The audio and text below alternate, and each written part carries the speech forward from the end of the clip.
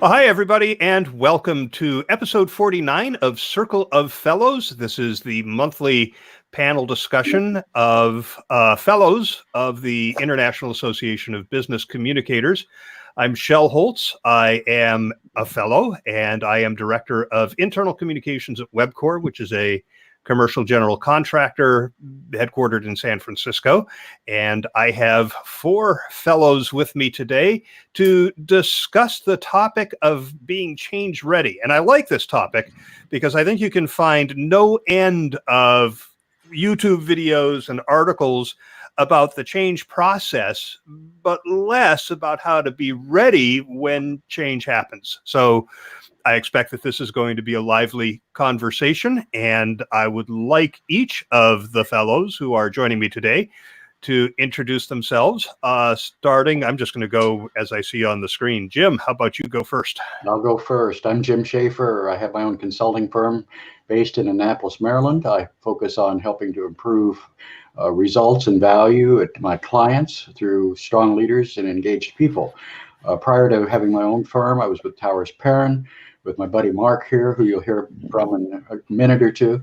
And I was one of the architects for the change management exercise there, and have been managing organizational change with largely Fortune 200, Fortune 500 companies since. Great. Brad, you're up next.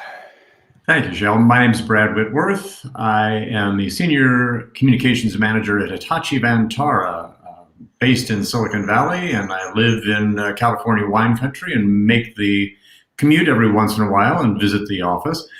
Before joining Hitachi Vantara, I worked at places like Cisco and Hewlett Packard for a number of years. And if there's any place that is change ready, it seems to be Silicon Valley. So look forward to a discussion about how it affects organizations and the people in those organizations. And Brad, one of these days we ought to do one of these panels on managing remote workers. You'd probably be able to weigh in on that pretty well. Amanda. I'm Amanda Hamilton-Attwell from Pretoria in South Africa, and I'm the CEO of Business DNA. It is my own company, and we've been going for quite a while.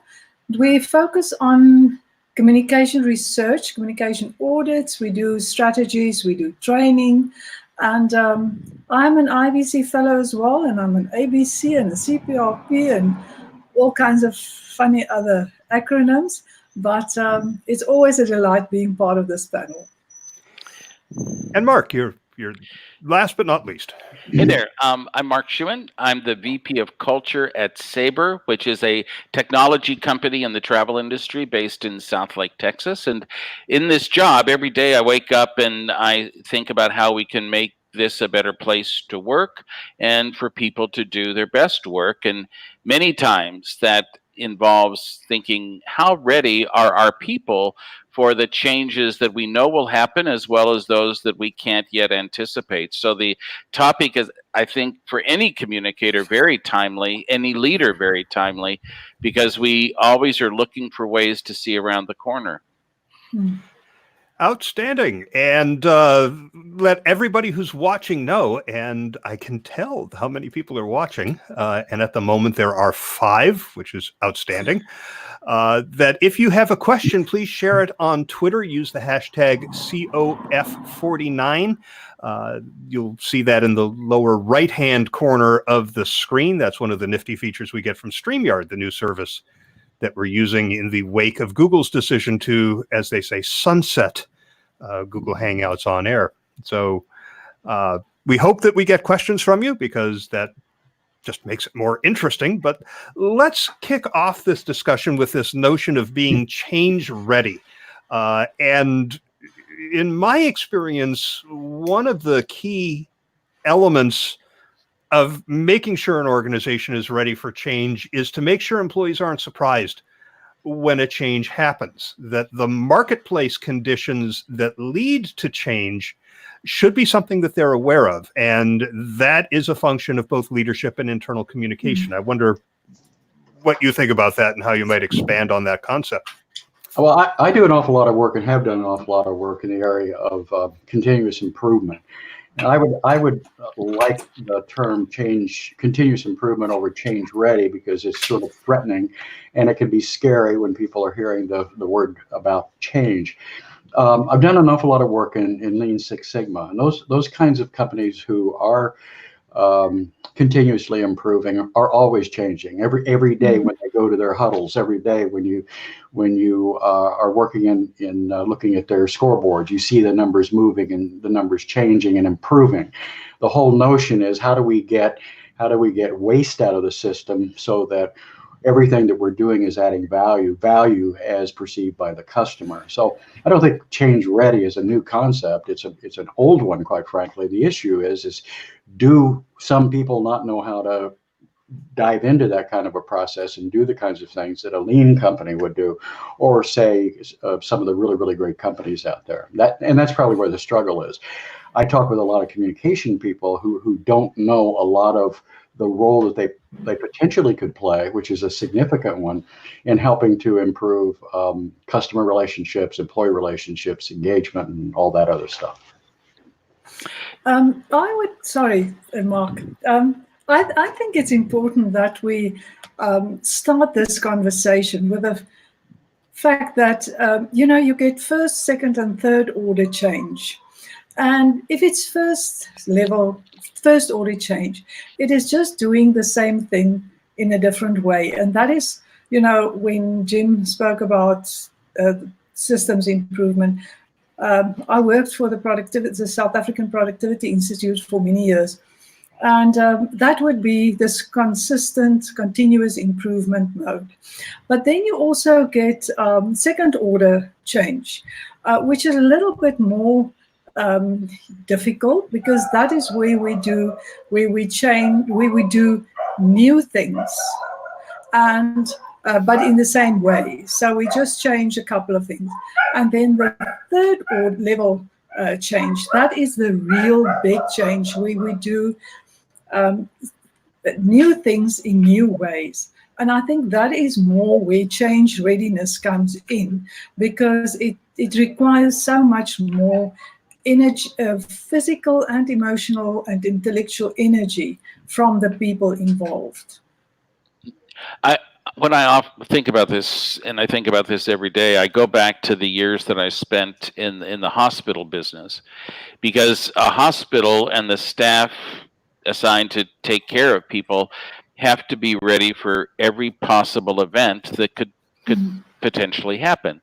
And they drill themselves to make certain that their command of the details is always strong. And they think of it less as what could change in our world, is much more how can we manage the trauma of the day. And so trauma becomes an intense experience that they feel they can and must plan for.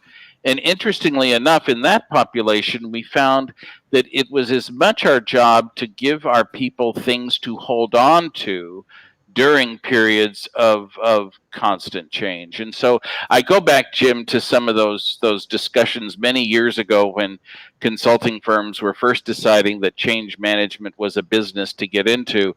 And I often wonder if we picked the wrong term, and if managing change is really what we're to be concerned about, then making certain that our people have the shock absorbers to handle anything that happens on a given day. Well, I also think we have to recognize that both people and organizations have very, very different tolerances for change. I look at the engineering crowd at high-tech companies, and these are people who, baked into their DNA, are looking for a new way to introduce a product, give me more features, more color, faster speeds, and on the one part of their life, that's all they're after is change. There are other parts of their lives where they would rather not see a lot of change. And I think the same thing is very true of organizations. Some organizations are built on that movement, and others are, we've done this way. And it's that pace of change, that openness to, it's not quite the same. And I think it, as Amanda alluded to, it can be what kinds of change are people going to be facing? And then how are they and the organizations ready to embrace that? I want to come back to the idea of connecting employees to the marketplace.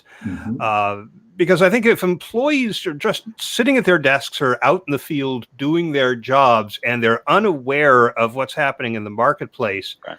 Leadership, of course, is aware of everything that's going on in the environment, everything happening with their business sector, with customers, with the economy.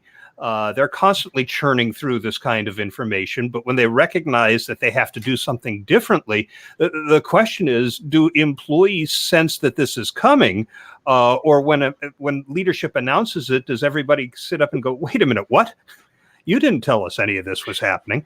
I think it's part of business literacy, isn't it, to have employees understand what's happening with this product sector and what's happening with our customer base. I go back to the early years, many years ago, working for the original Frontier, the one that went out of business. And there's nothing like a company going out of business to help sharpen your concern and sensitivity for preparing people for ultimate change. We were crazy about and just so focused on making certain that not only our people understood how we made money, but we made certain they understood how United made money and how American made money. And well, this goes back a few years, how Braniff made money and how TWA made money, so that they understood the competitive landscape as well as they understood the strategy that we had to pursue in order to compete. And later, when things got really tough, and they got really tough, it was the fact that we had invested in that industry knowledge that really kept our people going through ultimately the end of the organization. Yeah, Mark, I was mentioning to you before we came on, and that is I was speaking on the 5th of September to the largest largest meeting of open book management companies. And these are people who believe fundamentally that everybody in the organization needs to and should have the information that's necessary to manage the cash flow statement, the income statement, and the balance sheet. And that starts to a great extent with the customers and understanding customer needs, customer weaknesses that we have and ways to fix that. So I think that one of the things that a lot of communication practitioners have an opportunity to do is build their business and financial knowledge so that they can work with their organizations to get closer to the customers, the people closer to the customers, and the customers closer to us. I want to share a very interesting, very, very recent case study with you. That I hosted a session on last Friday, and one of my speakers, I asked them to tell us a story about their new building, because they hosted us, and it's a beautiful 5-star green building. Now, this company is in the energy sector, and they were in a building, an old 50s style multi-story building, brown, with separate offices, and that was it.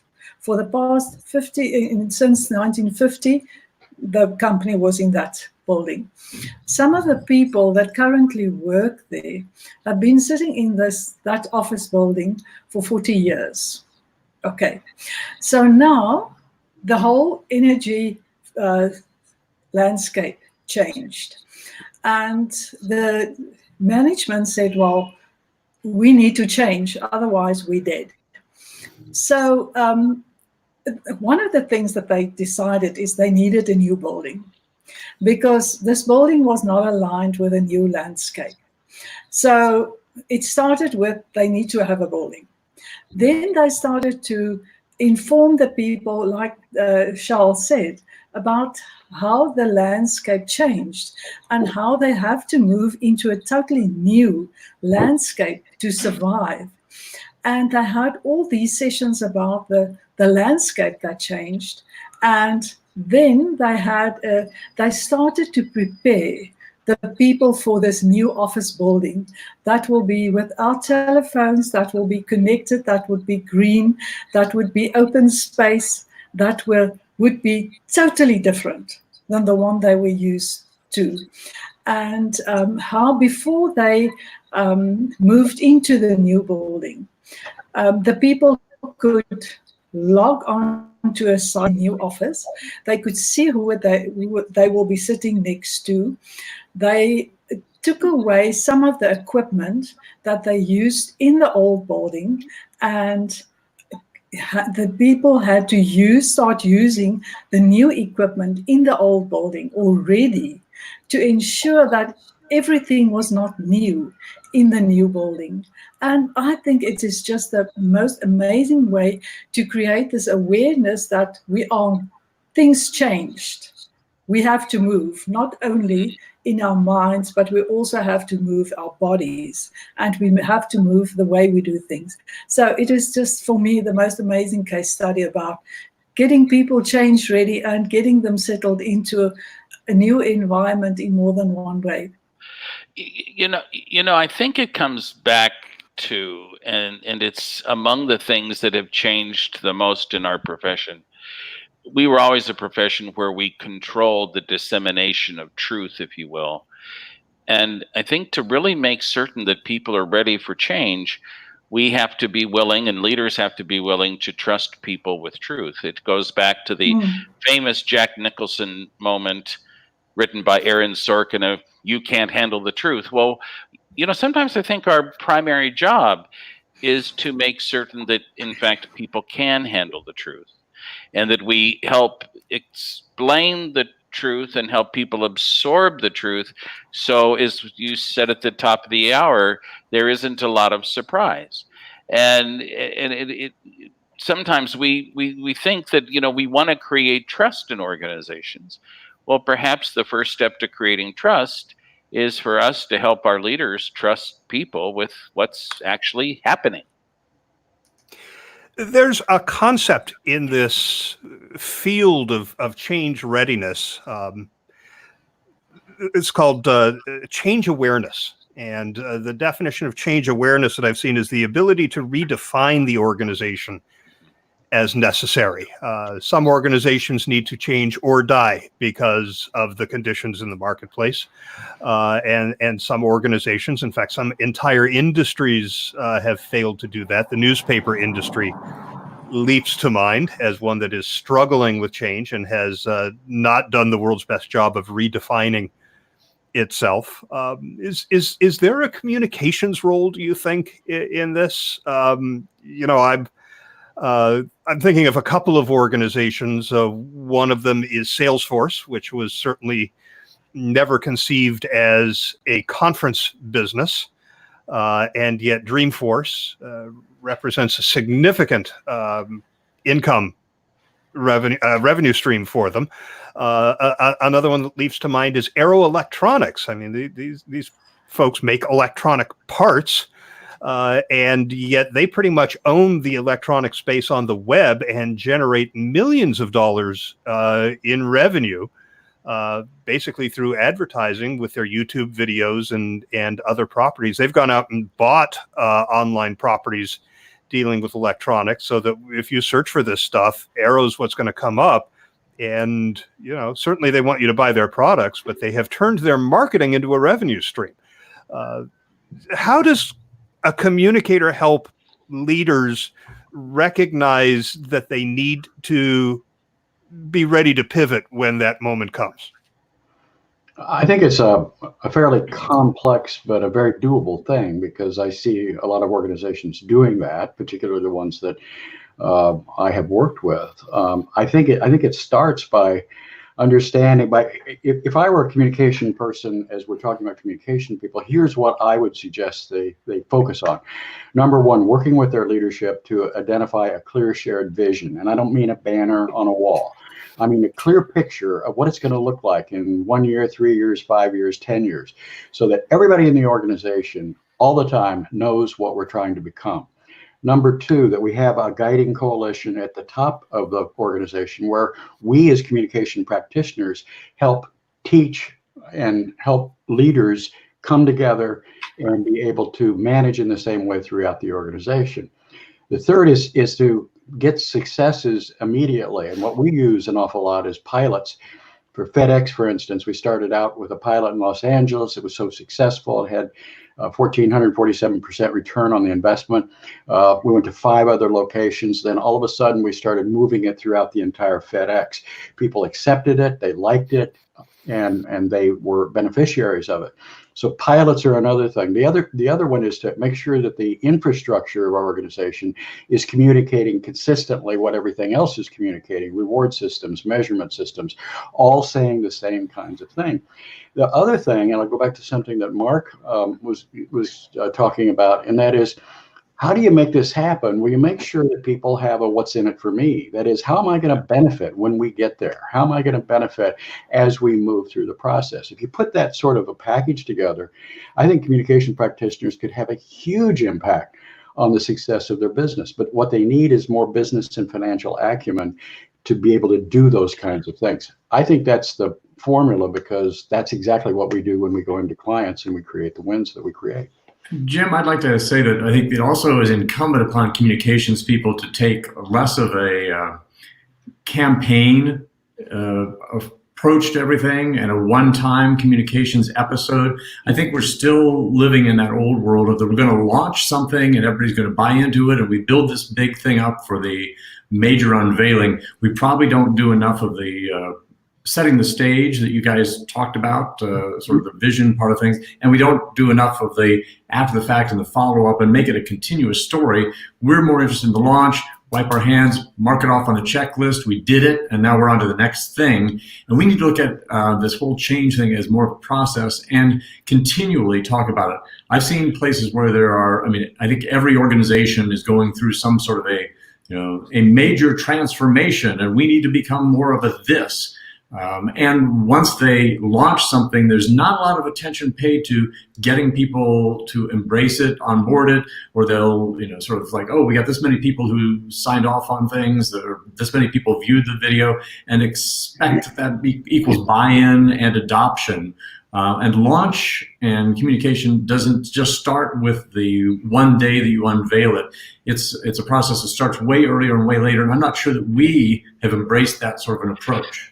Well, Brad, I completely agree with you. And I think what's happening is that communication people, as they have for some time, are episodic in what they do, and they're activity focused. And I have seen, as we work with organizations and help them get out of that rut and become more results and value focused, then they're going to start looking at, where do we add value? Where does the customer come into that play? How do we put together a comprehensive, integrated communication strategy that helps us create wins that make the business successful? So move from an activity orientation to a results and value orientation, and I think you're going to be at least halfway there. And focus on the narrative. And I think one of the ways we can always challenge ourselves is to ask, where else can I take these communication skills that I've developed over time? What other roles in an organization or for an organization can I play? And so if for a moment we say, I'm not going to be a communicator today, I'm going to be a change agent or a trust leader, whatever the description could be. One of the skills that we would want to carry with us would be that skill we have of telling a story, of building a narrative. But think of it this way. Aaron Sorkin, when he started The West Wing, was imagining at the start of season 1 where he might be by the end of season 6 or season 7, and all the changes that might occur, because he wanted to make certain that he had laid enough groundwork for anything that he might decide to do to take the story somewhere new. Well, in many ways, an organization's future is not all that different. And we can, because we know stories, because we know narrative, and most important, because we know people, we can help leaders imagine all the different places the story could go or may go, and make certain that we don't lose people as we get there. Yeah, I interestingly read an article a couple of weeks ago, and I was trying to find it, but it said the best way to ensure success in a change initiative is to stop calling them change initiatives. Yeah. It's not an initiative. It's something that you're going through all the time, and you should treat it that way rather than as program. Hey, we have an observation that has been shared by Brian Kilgore, who says the big deal in change in the world of IABC members is the pulling away by big companies from maximizing shareholder value.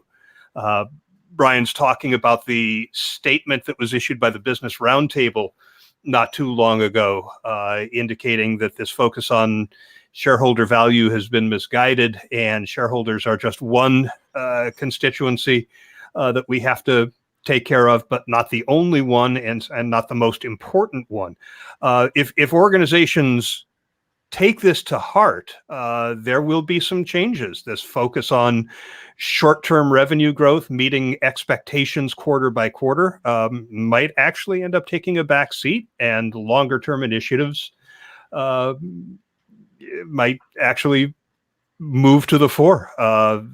Any thoughts on what this might mean for, preparing for change, for being change ready? I think that's an area where we've actually been the cheerleaders all along for. There are multiple audiences. Everybody has a different starting line. Everybody has a different finish line. We're the ones in communications who are looking across this broad spectrum of audiences. And I think what we're hearing now is that I'll call it the rewards system is one where people are now beginning to think about the larger audience. We'll see whether that has a lot of pickup or not. I'm not convinced that every CEO and every business school that's training the future CEOs are necessarily buying into this concept. I think it's coming. I think it's coming slowly, but right now the reward system for the leaders of organizations still is by and large based upon the old model of shareholder return, quarterly results. And I haven't seen a change in the reward system. Until we see that reward system change, we're probably not going to see the entire system change. And where that change will come is from the people organizations need to hire. And real change in business happens when there is the need for talent, and talent says, I'm really thinking we should be focusing on these other things as well. So one of the things that we see all the time in the tech world is that people are interested in more than simply the tools they have, or the toys they get to work on, or the things they get to do that are cool. They want to know, how does a company give back? And what does a company stand for? And what values does a company live? Not simply the values that are communicated. And this intense interest, and it's not simply a millennial issue. This is an issue throughout workforce, is that, I want to work for a place for which I can be proud. I want to work for a place where I align in what I'm thinking and what I need. And so I think that one way to interpret this discussion is, in addition to, or making certain we understand what contributes to investment performance and what our people really want. And I think that ultimately the thing we bring into every room we're asked to be a part of is that intense knowledge of people. I mean, we're at our best in this profession when we can be in a discussion and a leader may say, I'm thinking of doing this, and we can simply say our people are or are not prepared for that. And before we think about doing this, or before that may happen to us, we must make certain that our people are prepared. And we're the best ones to lead that conversation. Because of our work, we understand our people perhaps better than anybody else. And Mark, I think that's one of our responsibilities of being listeners. So it's not only that we're storytellers, we're also good listeners. And some of the change might be put on the table by management to say, well, for shareholder, to increase the shareholder value, we need to change to this and this. But as communicators and as listeners to all the stakeholders, not only to the shareholders, we should say, yes, but we also have to change with regard to this. The community is telling us this, so we must change perhaps our production processes, the way we engage with the organization in a different way. Shel, I'd like to toss one little question / idea, because we've been talking about the sort of painting the picture and making sure people are aware of the landscape.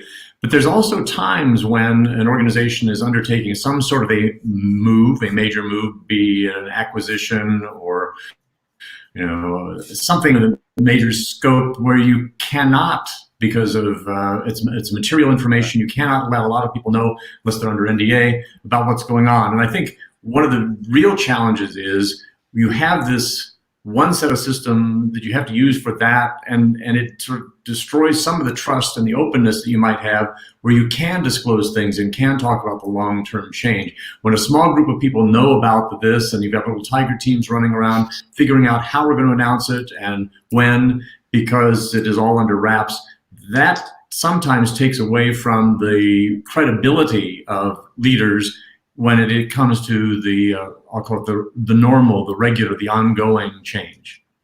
It's an interesting observation, Brad. I remember I worked for an organization once where we were going through an acquisition, and we were in the SEC quiet period, and employees were very curious and confused. They hadn't been given any information, and the president said, well, we can't, we're in the quiet period.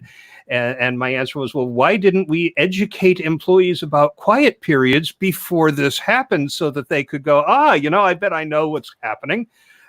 This is an SEC quiet period. And I think this is part of the obligation of communicators around business literacy is, when there's an acquisition, these are the stages so that you can recognize them when they're happening. But Brad, I also feel that if before such a major change, like a merger and acquisition, if the leadership had a trustful relationship with the stakeholders, they would accept the fact that if they're not telling us, it's fine, because we know and we trust. We know from experience that they always share what they can share. So I think it's a little bit of you build it before you need it, and then eventually after the event you will be able to fall back on the trust that you built before the event. Another concept associated with this idea of being change ready is change agility, which, according to a couple of articles I read, is pretty much defined as engaging people in the pending changes. I think there are a lot of organizations where leaders say, I'm in charge, we're changing, everybody follow. Smarter organizations engage employees in the process of change. And I remember reading, and this was many years ago, I believe it was a federal government agency where all of the leaders were going off to the retreat to figure out the change that they had to make, and the leader opened up a message board. And this is how I know it was a long time ago, because I remember it was in the early days of message boards. He opened up a message board for employees saying, we'd like to take your ideas with us to this retreat. And employees jumped in, and he expressed what the goal was. The vision was to get here. The question was, how do we get there? And after 2 weeks, he posted a message that said, well, we've canceled the reservations at the retreat. We're not going because basically you have all hashed it out here in the message board, and we've distilled it down to this, and this is where we're going. Your employees can often help guide the way to the change that the organization needs to make in order to achieve those objectives. Well, I don't know of any other way besides involving your people in it. There's a concept called the theory of natural diffusion. Natural diffusion basically says, unlike the old way where we start here, I'm going to go this way, we start here and we go way up into the organization, and they start changing and doing stuff and then pushing it down on the organization. Theory of natural diffusion, or diffusion theory, is sometimes referred to as, we start down here, we start down here, and we go across, and pretty soon people start to own it, and then it takes over. That's exactly what the pilots we did with FedEx, starting out with Los Angeles. We got people, about 100 people in the organization, and they started creating incredible improvements in financial returns. We then took it to 5 other locations, did the same thing. After 5 successes, everybody's raising their hand saying, I can be next. We made the entire company next in Express in the United States. So that is something that's going on and can go on, and it really is one of the best and most efficient in the long run ways to manage a major change effort. I'd like to stick with this theme of engaging employees in change. There's got to be a lot of different approaches that organizations have taken to this. Well, one of the things we do, and it again, it's not a communications exercise, but it certainly is an exercise in listening, and that is the most important part of communications. But we make culture at Sabre a very high priority because of the importance of our all being in an environment where we can do our best work, and to keep ourselves on track about that, we do traditional research. But even more enlightening is we have this thing we call the Culture Club, and every month we have several hundred people who join live and virtual conversations, and they are just simply listening posts, and we hear how we're doing, and we hear what's up, and we hear what I'm hearing, and we hear what's working and what's not working, and then we directly feed this to our senior leaders. And I think that it is the most basic of communication experiences, and I am overwhelmed with every conversation of the quality of thinking that we then have an opportunity to complete the circle, take to our senior leaders, but also communicate every week to our 1,500 people managers. And it reminds me that, we're not the ones who think it all up. We can be very effective curators of the creative ideas that we can hear from so many places. Mark, I'd be interested in why you started the Culture Club. It strikes me that that's an intervention because people are not listening in the organization to each other, and so we have to have a club to do it rather than this is the way we always communicate with each other. Yeah, I think as an organization, perhaps we weren't listening enough. Mm-hmm. Perhaps it just felt to me, and I think that communicators, we use this instinct that is honed by experience quite a bit. And it just felt to me that we needed to jumpstart the listening experience in some kind of organized way where people reached. We kind of use it's been an opportunity for people to reconnect, I think, with each other, and so what happens now, many months into this, is that it just kind of keeps growing on its own momentum, but its purpose to always be certain that we're in touch with what people are thinking is paramount, and that it's just there's no end to the ideas that are shared.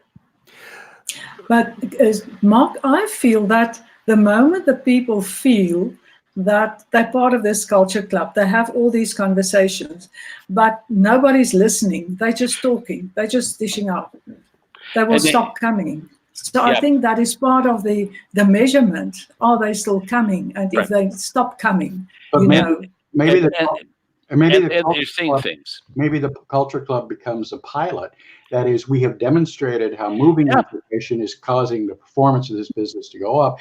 Let's start creating the equivalent of culture clubs out in that department, this department, and all department. Eventually, this is the way we now do business. Yeah, I think it's been, and it continues to be, just a really worthwhile experience, because it goes back to our prior theme for IABC. It's all about enabling people to be heard.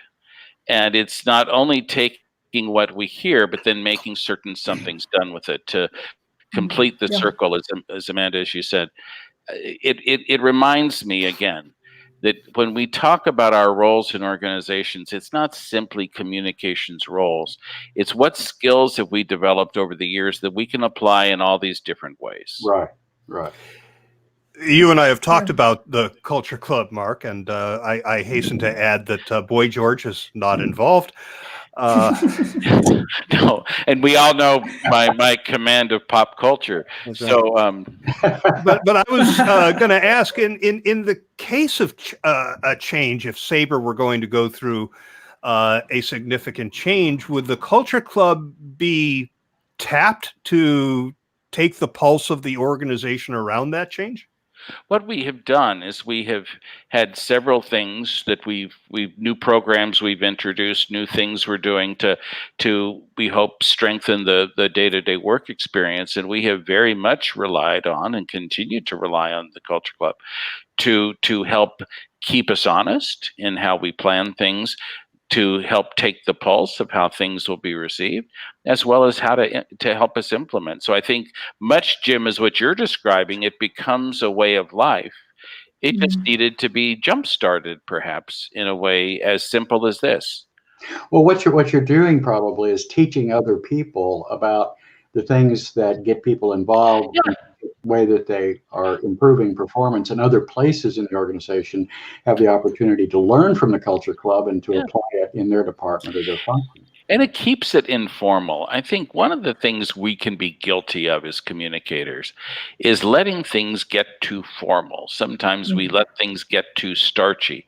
And this has just been a great reminder that, real people want to hear real things in real ways and have a real chance to talk about real things. And that's not starchy. It's very informal. And I think the informality of it all is the key to it. Yeah. I like it. One of the things I read that I thought was really interesting as I was preparing for today's Circle of Fellows is the need for organizations to have mechanisms to assess how employees are reacting to the need for change. Right. Not to the change itself, but do we really need to be doing this? Are people behind that? Are they confused by it? Are they resisting it? Do they disagree about it? Yeah. And those are exactly the kinds of things we talk about. Today is a Culture Club day, and so I've been in virtual meetings all day with people all over the world, and we've been talking about just these kinds of things. What do we need to understand about our business so that we're prepared? And when we take the time to listen, we just hear so much. It just is fabulous. Another step that I think an organization has to take in order to be ready for change is to be ready to manage employee reaction in general. And I think this is where the whole idea of a change initiative, okay, we have to start, what are we going to do if employees don't like this? And to treat each one of these as an isolated, discrete kind of a situation, rather than have the mechanisms in place to address employee reactions on an ongoing basis. I mean, what mechanisms have you seen out there that you like that work for assessing and managing the reactions to change? And one of the things, and the late great Tudor Williams taught me this many, many years ago, is first of all, the idea that people don't like change is ridiculous. People love change. They wouldn't change their vehicles and their fashions and their hairstyles and spouses and vacation spots. They're going to be able to succeed in this change. Maybe they have a fundamental philosophical difference with the change. I've seen lists that have 30, 40 different reasons that employees might resist change. So how do you assess that and manage it with a mechanism that is in place rather than scrambling to figure it out when a change happens? Shel, if I quickly, a very interesting change process that I was part of. And one of the ways that we measured the impact and the impact of the change on the people was to look at human resource figures, increase in absenteeism, increase in, at that stage, people still had to indicate why they're taking sick leave. So it was sick leave because of migraines and backache, and more aggression in the workplace and at home. There was a significant increase in that behavior when the change process started. We sound like we're talking a lot about top-down hierarchy organizations rather than organizations that are listening to each other all the time. And it's not a how will employees react, but the employees are coming up with the ideas. The employees are driving the improvements. So I think that is something that we've learned over the years, is that the more that we involve our people on an ongoing basis, and it's not us taking care of them or us telling them, it's all of us working together with our expertise, our talents, our skills, and putting a lot of value on the human being in our organization. It's a matter of a whole lot of listening, and I think what I'm hearing is there's a lot of non-listening out there, and so we're going to tell people about a change effort instead of a continuous process that we go through every single day on the manufacturing floor in front of our scoreboards at our huddles. It's all coming from us. It's not coming from up here. The leadership has a responsibility to give some vision and strategy that enables this to happen, but this has got to be a high involvement process or it's not going to work. And don't you think, though, that it really involves what kind of change are we talking about here? Because we've been talking about everything from continual improvement of processes in which employees are the only ones who would have probably the right answers of how to move it, to things that are out of control of the general population or in the hands of a few people who may know about something, or a change that's driven by a governmental mandate of some sort. So to say that people embrace change, it depends on what kind of change, because there are some where they have a greater say in it. I think what we are sort of hinting at and have been sort of talking around is the kinds of changes where employees feel as if they don't have a say, that nobody is listening to them, that's beyond their control. Those are the ones that people probably have greater fear of, or don't feel as if things are happening to them as opposed to them being able to help shape the change. And I think we as communications people need to recognize that there are very, very different kinds of change. And it's not a one size fits all, change management, we got it nailed. All it takes is listening or putting a program in place. I think we have to be sensitive to what kinds of change, what kinds of reactions might we get from the audience and everything we've been talking about, and how change adept are they. It's not going to affect those people the same way it is this group. As I've said, for example, I'm so blessed in many organizations to find that salespeople who are out there with customers have what I call a very, very strong internal gyroscope. They know where north is. They know their role. It's really taking and listening to what it is of the customer. And so sometimes the change that's going on in the organization that may upset a whole bunch of people in finance or might be affecting HR is one of those things that the salespeople go, that's back office. I don't need to worry about it. So let's not lump all change into one big, it's just change bucket. Yeah, I would agree.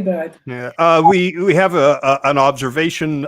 Bill Spaniel has joined us late, but says change always seems to the employee to come from the top down.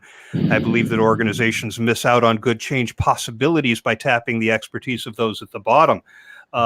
We've talked about tapping the expertise during a change that has been initiated at the top, but Bill's talking about identifying the potential for change by people at the bottom. The person who is on the factory floor probably knows what needs to change on the factory floor better than somebody who visits the factory floor once every 6 months. Well, there's no doubt about that, Shel. And I'll give you an example. Courtney Reynolds, who's now in Nationwide Insurance and or Northwestern Mutual, excuse me. She was at ITT Corporation, and she and I were sitting and talking to a number of engineers in a Lubbock, Texas manufacturing plant. And the engineers were saying that they thought they could reduce scrap and rework in the manufacturing area by about 20%. And I looked at Courtney looked at me, and I asked them how they got their numbers, that sort of thing. And they've been really calculating. And I said, can we take a break for maybe 10 minutes? And Courtney said, okay, we'll come back in 10 minutes. And Courtney said, what are we doing? And I said, I'm going to try a very time-tested, old consulting process. She says, what is that? I'm going to go ask the employees how much they can save. We went out to the floor and we talked to 5 of the key operators out there. They said they could get 50% to 75% improvements. I came back into the meeting with Courtney and we said, we think that your number is awfully low. We can get 50 to 70%. They kicked it in, they got the employees involved in knocking down the obstacles to doing what they were trying to do. Scrap and rework improved by 80% in the first 3 weeks and eventually hit 95% after 2 months. So your point, Shel, is if you really want to know how to improve a job, go ask the people who do it every day. Because they're thinking about, why do I have to do it like this instead of like this? This would be a lot better. But we don't ask. We don't involve. Bill also points out real quickly, he says, if the organization goes through too much change over time, employees become skeptical. But I think that gets back to the idea of moving away from this change program concept to the day-to-day continuous improvement that we talked about earlier. Yes. But I think that brings us back to what Brad said, that we must never lose sight of the fact that you get different types of change. And what Jim is talking about is continuous improvement change. That is, I feel, where the employees should be involved. That will be bottom up. But if it comes to a merger and acquisition, when it comes to, there's a major shift in our market. We must act now. The people on the shop floor might not know about that. And that might ask for a totally different organization. It might just ask for moving from ordinary energy to green energy, and that changed the whole ball game. And that the people on the floor will be not involved in that decision, because that decision impacted on the shareholders, because it will impact on the margins that will be achieved. So I think we must be, and that's the difficult part, to move the people with us. Then the more soft, subtle part where you get continuous improvement, that is where Jim's whole process comes from. So I think it's the first order, second order change, and then the third order change. But Amanda, in an acquisition or a merger, don't we also have to work with employees to figure out how to assimilate the new organization into the existing organization, how we're going to work together? Isn't there still an opportunity to engage employees directly on how we're going to make this work? Indeed, but the original idea will not come from an employee. I don't know what Brad's experience is, but the original idea will not come from me on the shop floor saying, I think we should merge with that company. No, of course, you capitalize on the people who have the information to make the right decisions. And the employees at IBM are not going to, who are out in the manufacturing operations, are not going to decide whether they're going to acquire 3M tomorrow. Yeah. But they are going to have certain kinds of intelligence that are going to cause the organization. But they can tell you what it's going to take for these cultures to successfully come together. Yeah. They are going to tell you what about the organization they come from they don't want to lose. They are going to tell you what they are suspicious of about this competitor that may suddenly become my partner. So I think that it makes the listening process even more important, so that the symbolism that comes from various layers of leadership doesn't send the whole thing in the wrong direction. Yeah. And the listening process rests on a foundation of psychological safety. This idea that people feel that they can speak up, because there's not much to listen to if people feel like if I speak up, I'm going to get my head chopped off. Right. That's the whole key. And again, I go back to these fundamental skills that we as communicators have developed over time, no matter how much time that has been. And that is, we have in our work from the start had to quickly establish relationships and conversations of trust. And that never goes away. And I hope I think the other part that I am so blessed with sort of how far we have come as a profession is, remember, probably everybody on this call has had to at some point implement a suggestion system program where a committee of some sort would look at these sometimes anonymous things that would get dropped into a box with the how to do the improvement, and then assess how much this is going to save the organization and what it would cost to roll things out. And the good part is, I think we've moved so far away from that, and we've moved to an idea where Jim is really talking about, which is this is a part of everybody's job, to embrace the change, to figure out how to make it happen successfully for all of us, not just a thing handed down from on high, not just a thing that we delegate to some group of financiers who are going to pencil it out, but change is actually something that we need to embrace. We need to figure out how to make it a part of our everyday work existence. Absolutely. One last concept I wanted to make sure we covered that I pulled out of my research is the idea of change mechanisms that encourage goal alignment across functions. And it seems to me that if we're going to succeed at that, you need to have frontline managers, people managers in place who are ready, who are prepared to play a role when one of these significant changes happens. Any thoughts on the role of the frontline manager and how we help get them prepared so that the organization is more change ready? I think that is what Mark referred to earlier. Give them the narrative of the new organization. Give them the narrative of where we're going.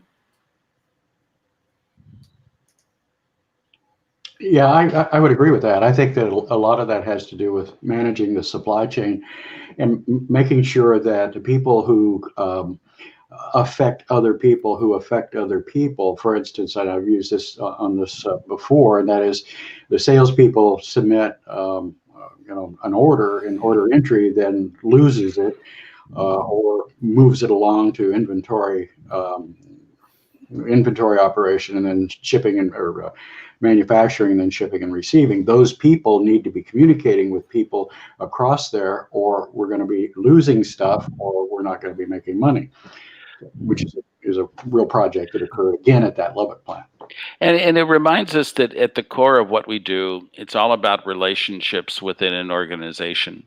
And there are few relationships as central to how an organization works than the relationship between one of our employees and an immediate manager. And so our understanding the dynamics of that relationship and continually helping our managers understand where people are is central to what we do, because they have so much immediate day-to-day impact.